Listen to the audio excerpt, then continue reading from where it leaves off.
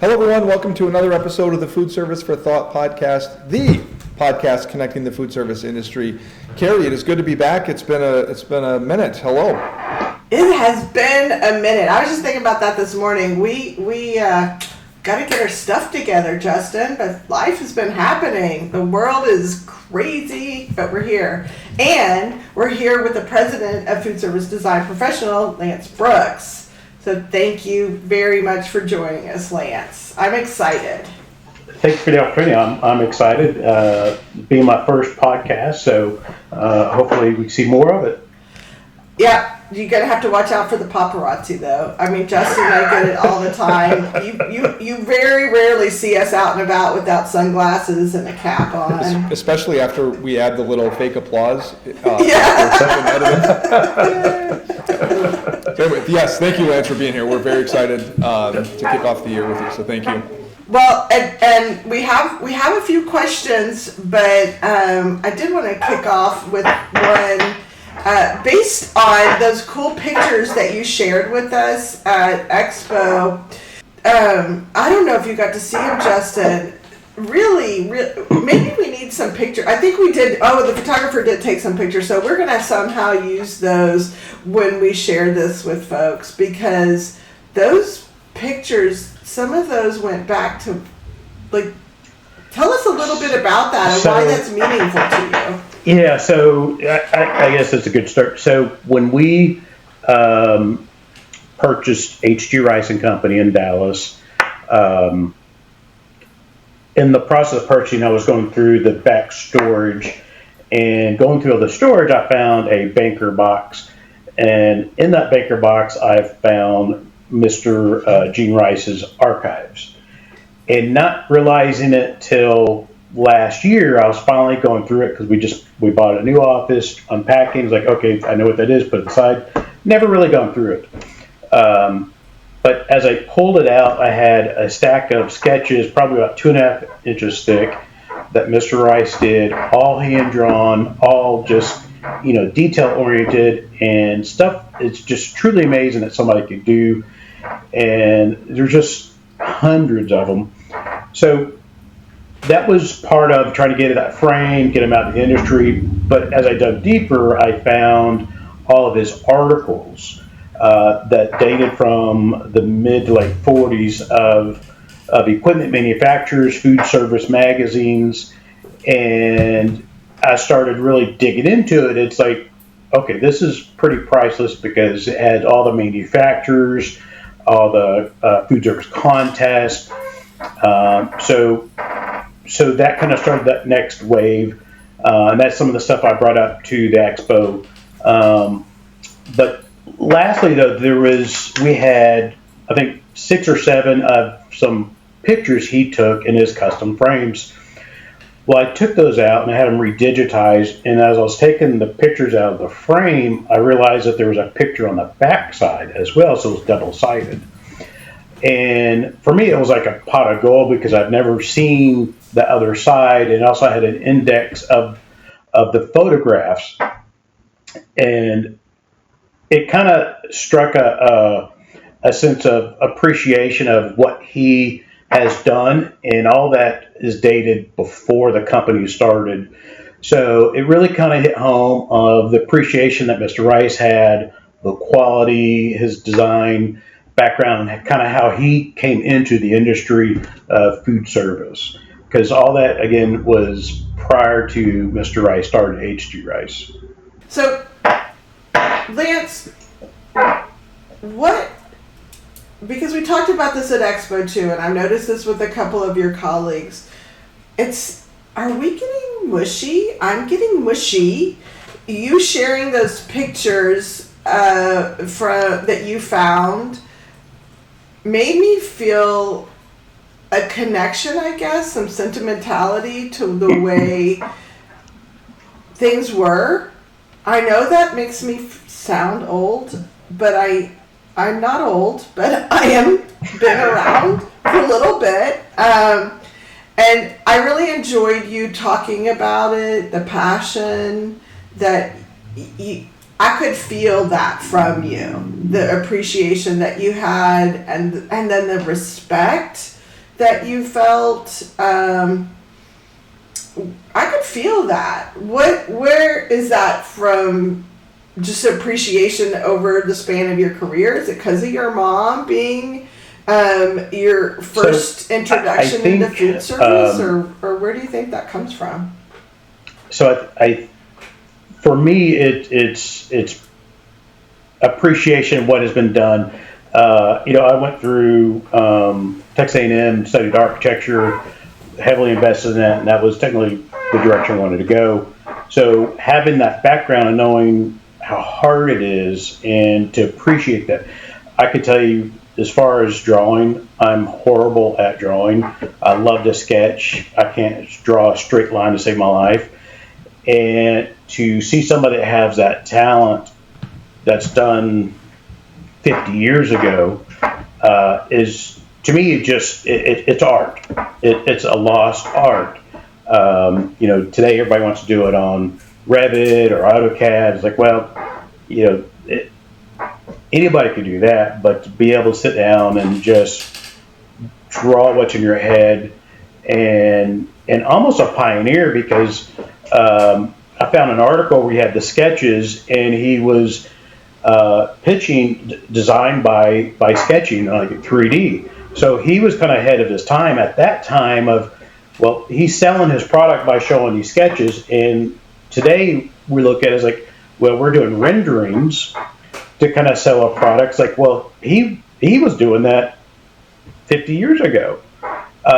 So for me, it's very sentimental. There's a lot of value, a lot of appreciation to kind of see how our industry has changed, but it's come a long way, but it's still the same of what was done back in the 40s and 50s. Yeah.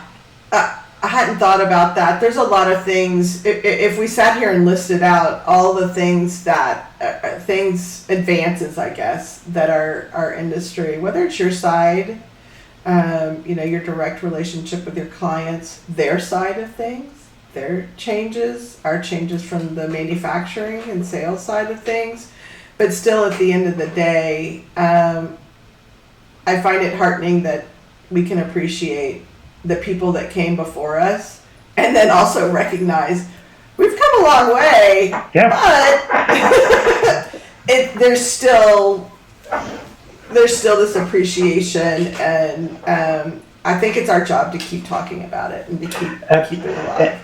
And I think on the food service side, I don't think that we've, as consultant community, have really embraced each other enough, because I think we've always been more competitors versus you're a competitor, we're on the same area, we're all doing this kind of similar stuff, we have certain expertise. It's okay. It's okay to have competition, because competition makes us better at what we do. We always like to raise the bar, and that helps everybody as an industry as a whole. Yeah, that's smart. I was talking to a customer a while back, and that was one of the things. It was it was a customer, so not on our side of things, obviously, but how adversarial things are, even between folks that not even make sense for it to be adversarial. If at the end of the day, the operator, right, is our customer. I don't know if that sounds Pollyanna or whatever, but considering the state of things, it seems like the most reasonable way to address some of the challenges, is really, let's focus back on the operator, what we need to deliver for them. Yep. So, yeah. And that's why we're doing this podcast with you. It's important that people that have been doing whatever it is they've been doing for a long time share their wisdom. And you're not old dude, you're a lot younger than me, but you're not new, and you know a bunch. So we're going to ask you some questions, and hopefully the operators that we both serve benefit from it and find some nugget of help. So Absolutely. And Karey, at the end of the day, what we do is for the operator. It doesn't matter what I think they need or what piece of equipment they want. It's if, we got to make the operator successful and put some of our personal stuff behind and give them what they're asking for. Yeah, exactly. And on that note, well said, by the way. I had a more specific question kind of along that lines. From your perspective, can you talk to us about some of the kitchen design choices that have the biggest day-to-day impact on staffing and performance inside the operation? Absolutely. So I guess the first thing on that is the design and the day-to-day process is important, but I think the bigger picture to look at it is, at the end of the day, it's about the students. What we do has an impact on the students.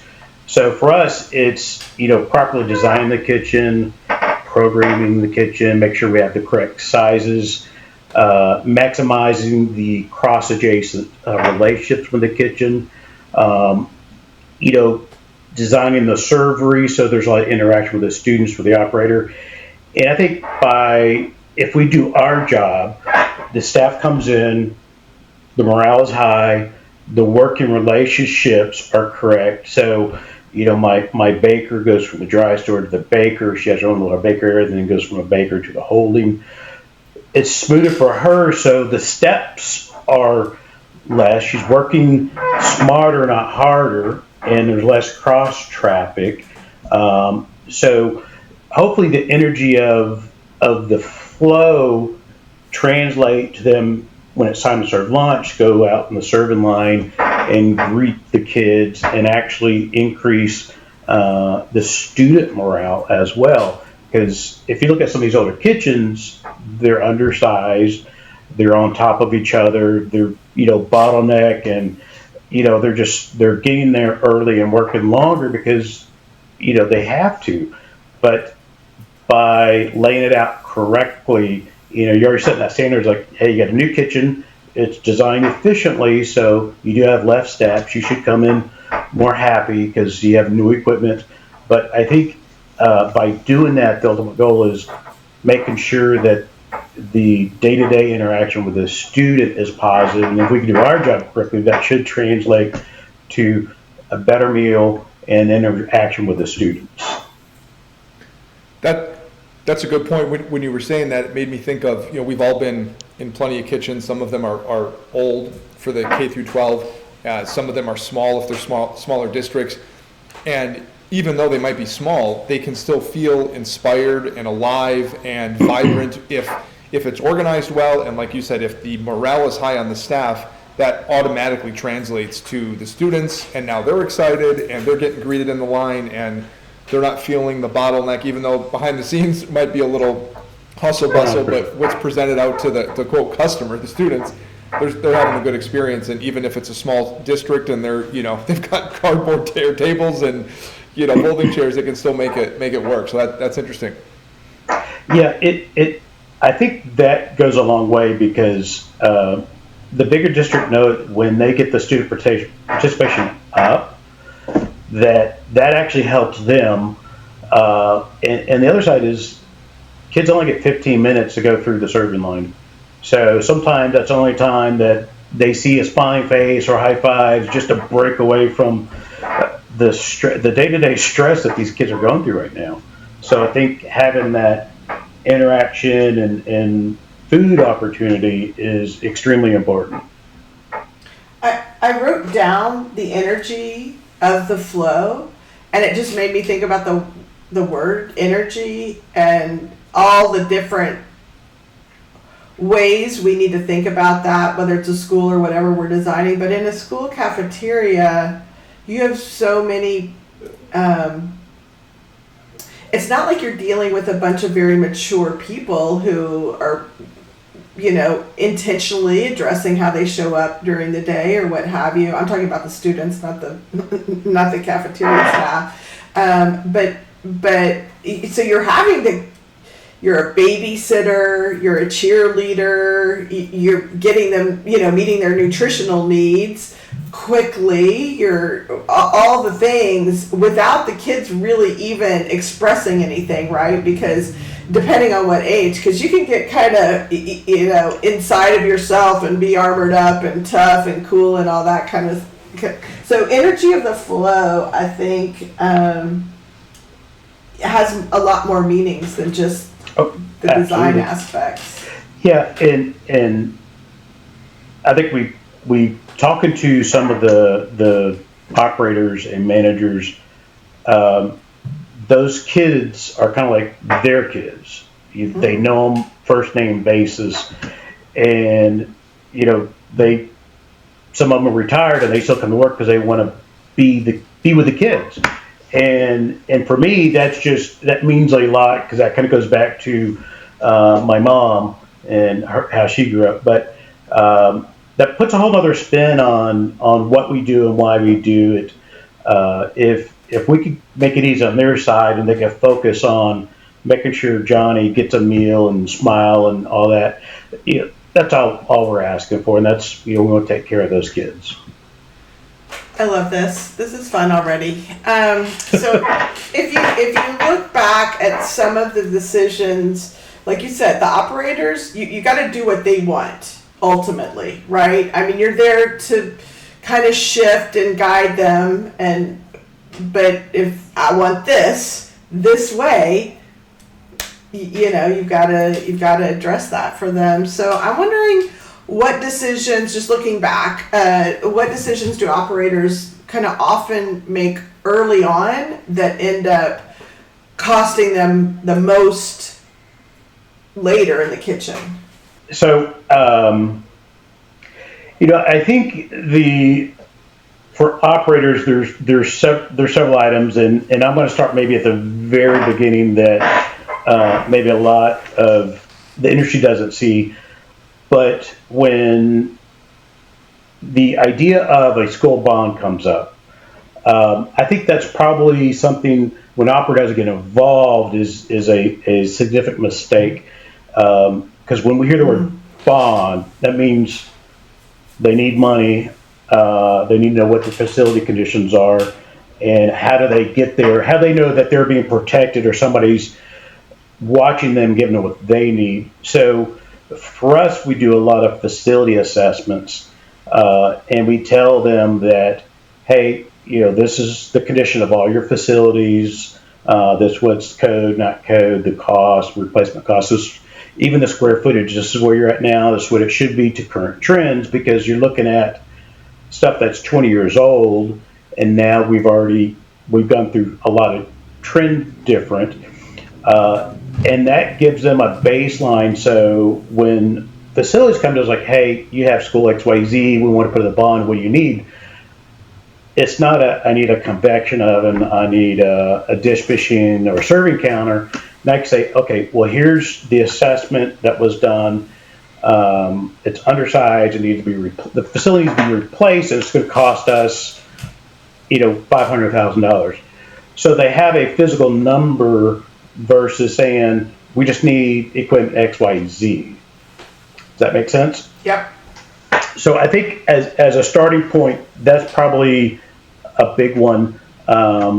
So that would be my thing, is if Robert gets involved, when they hear that, to have somebody go through the facility, find out really what are they needing, what are they lacking, and what is the cost of that associated equipment.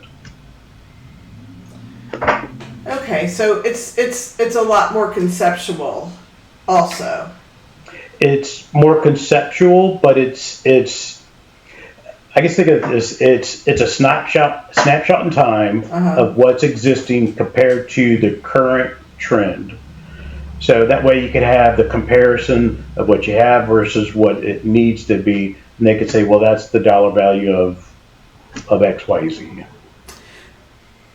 I gotta ask, do you ever get, sorry Justin, your turn next, do you ever get like, where you're having to have the conversation, yes, that's the way you've always done things, or that's the way your current staff experience things, but we are gonna design not just for when the school's built in 18 months, but for the next 10, 12, 15 years.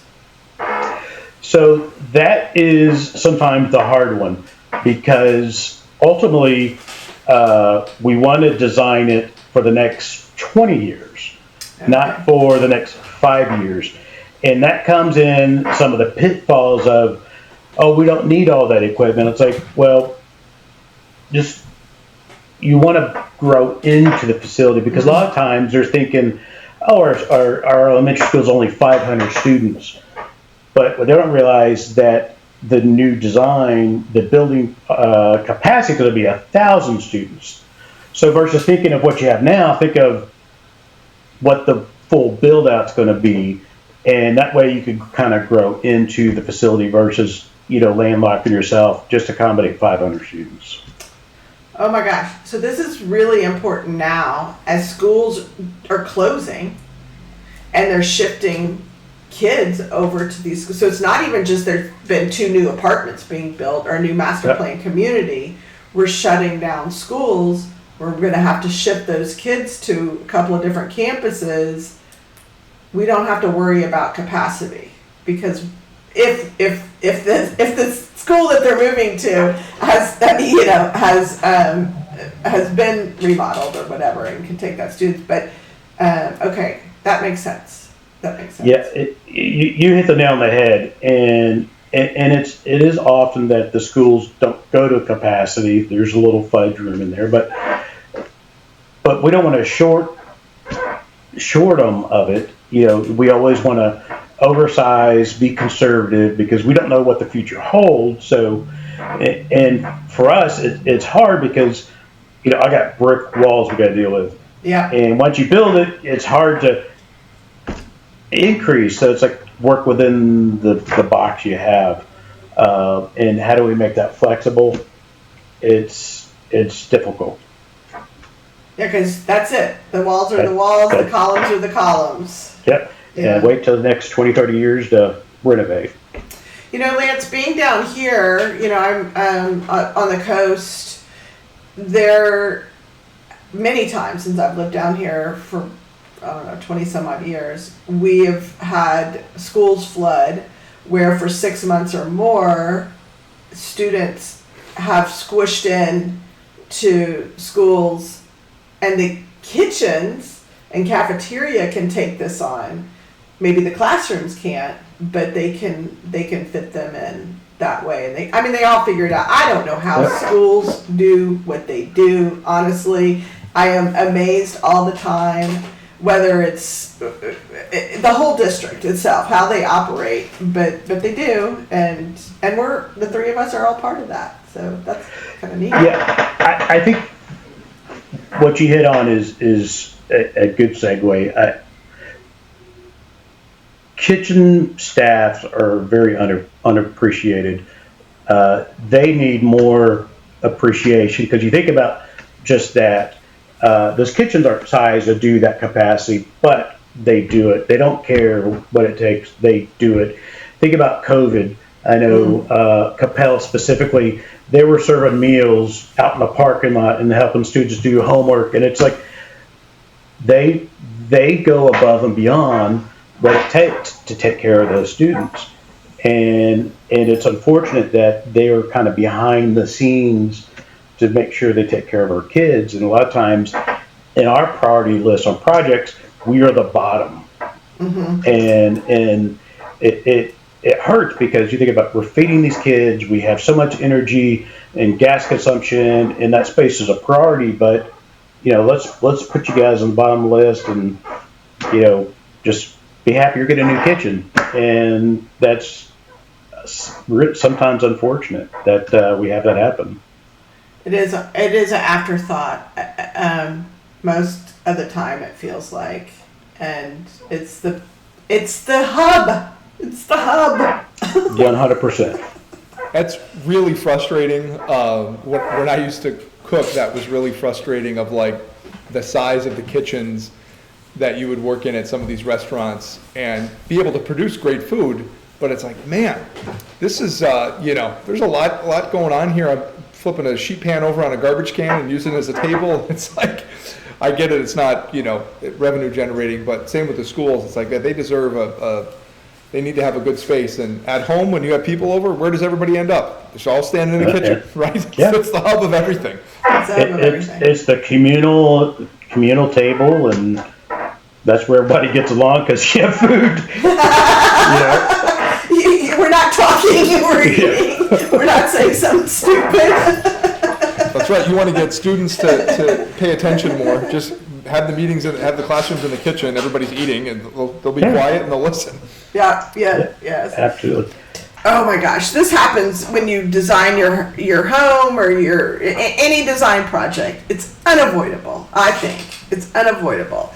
So what tends to work beautifully in a design plan but needs the most adjustment once the kitchen is actually in use? Like, what is there one thing or a couple of things? I think there's a handful of things. The design process, and we're going through it right now with our house. We're renovating. 3-month renovation. It's 6 months, and we're still modifying. But it all sounds good on paper, in theory, and once you get in it,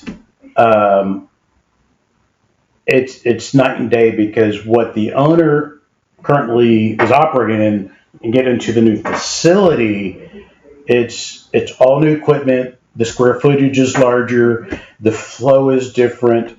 So sometimes it takes a year to 2 years for the operation to kind of figure out how to utilize the kitchen or all the space, and also do with the amount of equipment they have, because they don't understand that, hey, this is really designed and built for the 20 to 30 year lifespan versus this is what we need right now.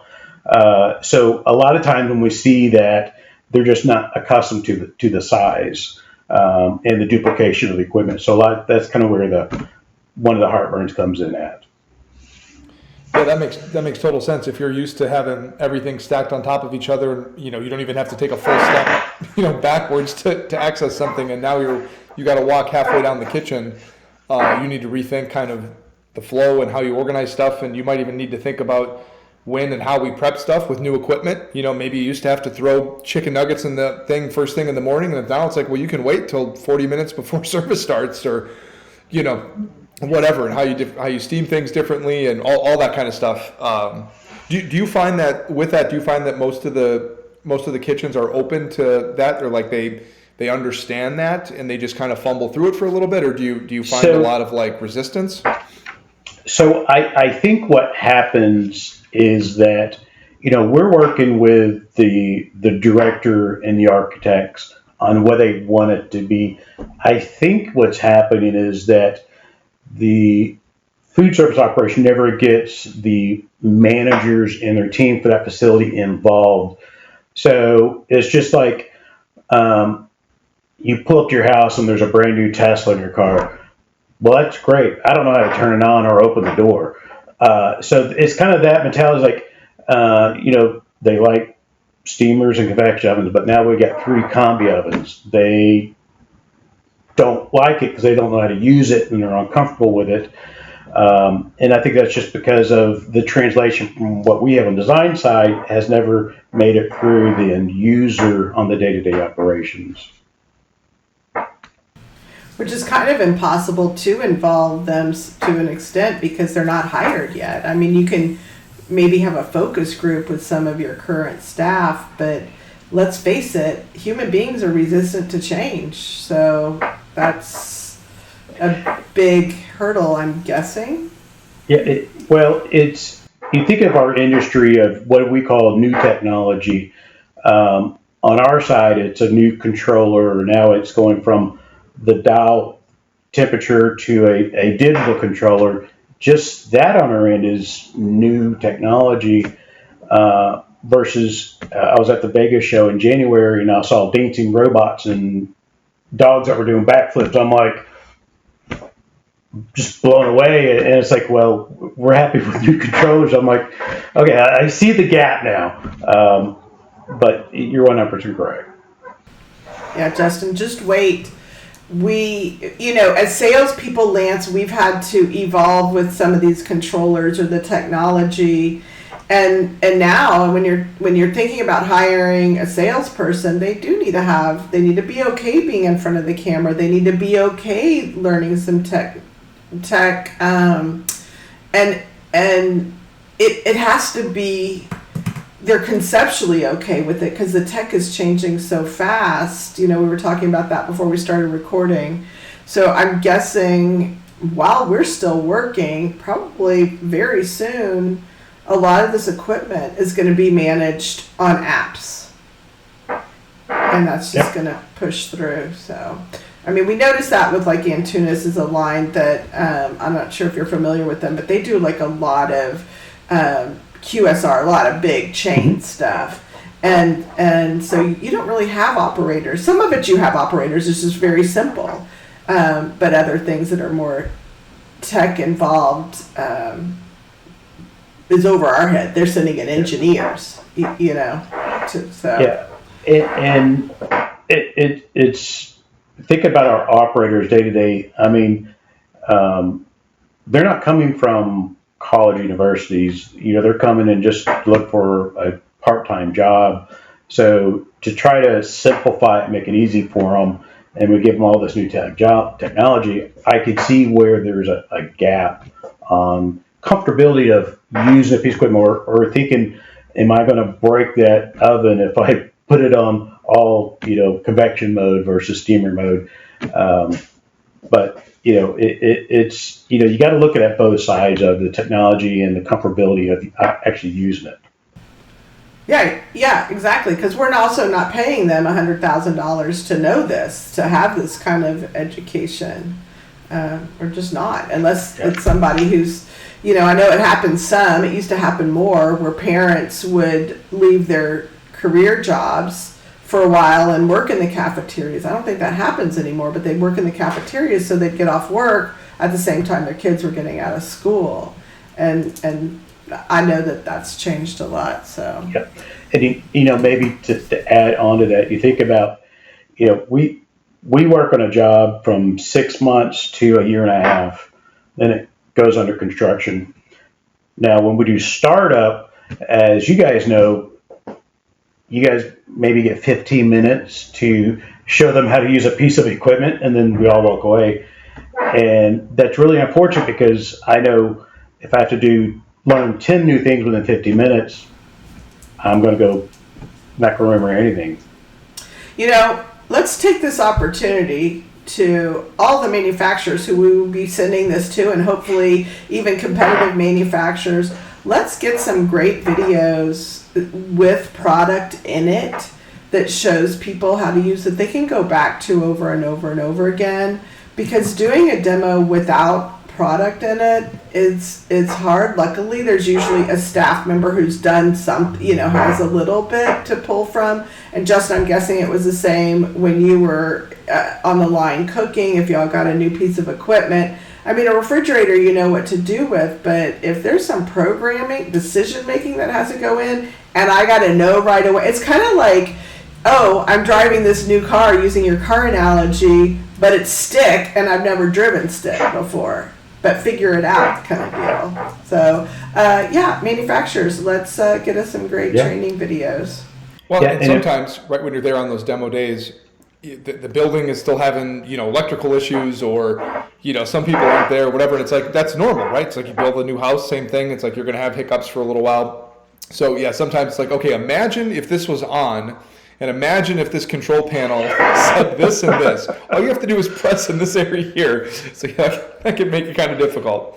Yeah, and that happens so much, and it's really unfortunate. But I think as consultants and reps, I think that's where we take the team approach and we really press on, hey, if you need more training, ask, and we'll get whoever out there to do it.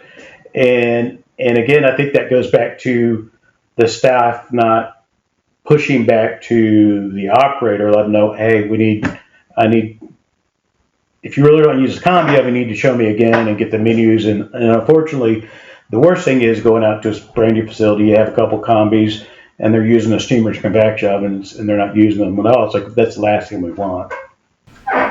Yeah, I agree. Yeah, there's, This is what gives me hope, is there's still a lot of room for improvement in the whole system, but it does boil down to people still. It boils down to people. I will say one thing that Lance mentioned earlier. I don't remember exactly. Oh, you were talking about bonds, and I thought this was a really interesting point. I think it's just a good reminder for all of us to think about, especially on the rep side, is there's so much more that goes into this process than I want a new convection oven or buy my refrigerator. There's so much more, and you were kind of speaking to like, hey, do you physically have the infrastructure to do what you're talking about doing? So like before we go shopping, like we need to make sure you've got water going to the right places, you've got, whatever it is on the technical side. And I thought that was really interesting that so much more of that has to take place before we can get to the part where what we think of, which is the equipment side or the kind of the finishing out the space and using the space versus understanding that, hey, we have to make sure the space is usable. And then if not, what needs to go into that process in order to make it, and let that kind of inform, then from there, where do you go with equipment and flow and all of that? So I thought that was really interesting, and I hadn't thought about it in a while from that perspective. So thank you for sharing that and for knocking some cobwebs loose on me. I appreciate it, and this is great stuff. I really enjoyed talking about this, and it's a family, business, and every client is not a client; they're a family, extended family member. So we just try to give them what they want, and just do the best we can. Lance, real quick before we wrap up, what's one thing, so imagine Capel or your other clients listening now, and you don't always have time to get into, a lot of the behind the scenes. Is there something that, whether it's for the design part or just in general, that you'd like to say to them as far as, I guess maybe the industry as a whole, or maybe the design process, anything at all? Yeah, I think one thing that I think most of them realize, but that with the direction of our industry, things are getting tighter and less communicational, just because of budgets are they've doubled, and everybody is really tightening down. So we are the owner's advocate. We want to make sure we give them exactly what they want. And sometimes when we can't get that line of communication, that it's okay that we're here to protect them and give them what they want, not what we want, or this is what we use the last job. By all means, we'll provide what they want, but we also can need some help on them to kind of push it through their chain of command to get it to us. So it's kind of a two-way street, but we never just want to give a design and say this is it. It's like we want them to know that this is their design. They're going to live it for 30 years, so it doesn't matter to me how much equipment or what equipment is in there. I just want to get the baseline set. You said the word advocate.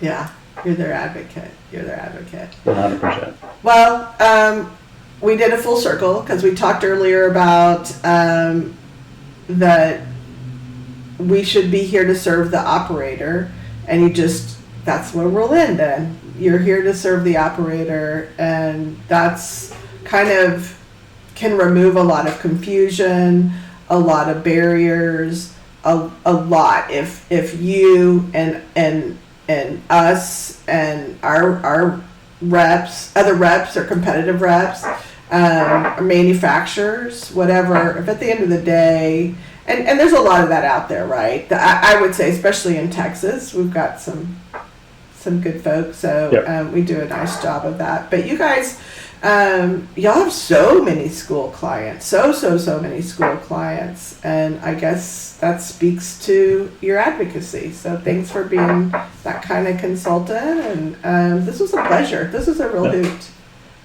This is great. I appreciate it and love talking about it. This is my passion.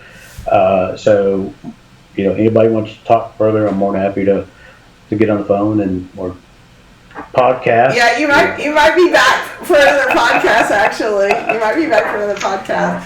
Well, thanks so much. I really personally appreciate it. You never know how a conversation's going to go, but you're a natural, so thank you. This is good stuff. Thanks. Well, thank you. I appreciate it, Justin. Great seeing you. Thank you, Karey. And we'll talk to y'all soon. Great seeing you. Appreciate it. Likewise. Bye, guys. Bye.